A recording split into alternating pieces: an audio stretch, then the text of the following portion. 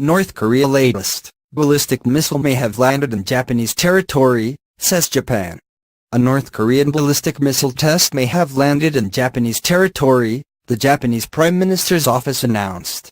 The missile launch was the first of its kind since September, and was confirmed by South Korean and American military sources early Wednesday morning local time.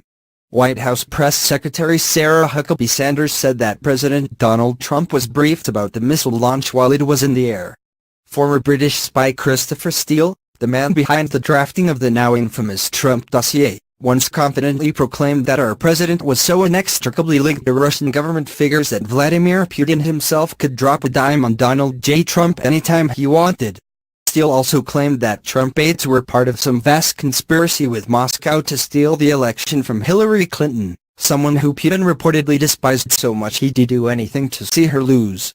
But now, as Steele is forced to defend himself against charges of slander and libel for things he wrote in the dossier that was subsequently published by BuzzFeed, he don't appear to be quite so confident in his earlier claims.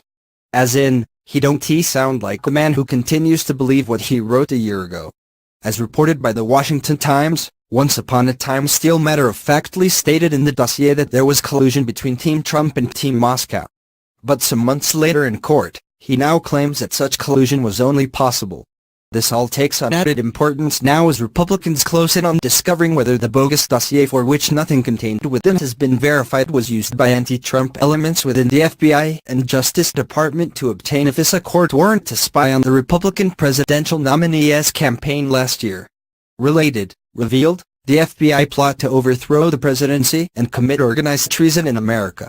Steele's unsubstantiated garbage was further spread by the Democrat-aligned opposition research firm that hired Steele Fusion GPS.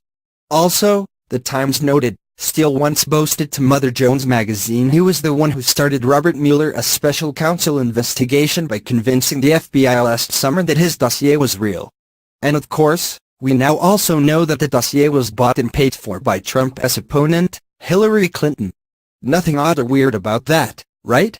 In any event, now that Steele has to defend his allegations in court, his confidence level has shifted down several notches, the Times noted.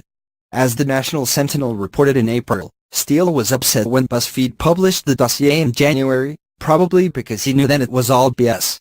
Though the so-called mainstream media ignored it, Steele also seemed at the time to repudiate the dossier when he acknowledged in court filings that at least some of the allegations contained in the document were unverified. In his dossier, Steele claimed without a hint of reservation that an extensive conspiracy between Trump's campaign team and the Kremlin existed. He wrote that as a hotel builder and entrepreneur, Trump was involved in an 8-year partnership with Russian intelligence that dated back long before his presidential campaign, the Times noted. During that alleged relationship, both sides traded information. One of Steele's memos even claimed that the Kremlin had compiled so much financial and personal information about Trump and his businesses that the Kremlin could blackmail him at any time, a claim that actually makes more sense when applied to Hillary Clinton. The Times noted further, he wrote that Paul Manafort, Mr. Trump's former campaign manager, and a campaign volunteer, Carter Page, in tandem orchestrated the campaign with Moscow to meddle in the race. He also maintained that Michael Cohen, Mr. Trump's attorney, traveled to Prague in August 2016 to meet with Russian President Vladimir Putin's personal staff and orchestrate a cover-up of the campaign's hacking conspiracy. All of those charges have been denied, and none has been confirmed publicly by a press leak or congressional inquiry. Now that he is in court, Steele is changing his tune a lot. In one response, Steele described the intelligence he gathered as limited. Regarding the charge of collusion between Team Trump and Russia, he now claims that there is only a possible connection. This dossier bought and paid for by Clinton and a clip